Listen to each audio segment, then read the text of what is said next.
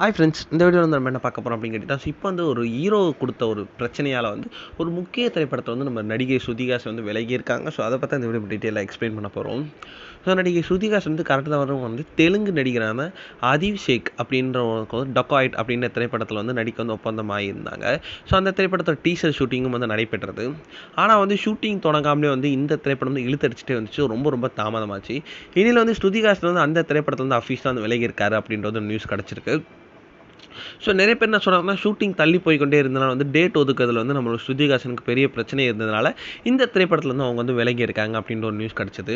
ஆனால் வந்து இப்போ வந்து அது முழுக்க முழுக்க பொய் அப்படின்ற மாதிரி ஒரு நியூஸ் வந்து வெளியே வந்திருக்காங்க. அது உண்மையான காரணம் வந்து ஸோ படத்தோட ஹீரோ வந்து சில பர்சனல் விஷயத்தில் தலையிடுறதாகவும், அதுக்கப்புறம் அது வந்து நம்மளோட ஸ்ருதிஹாசன் கொஞ்சம் அன்கம்ஃபர்டபுள் ஃபீல் ஆகிறோம்.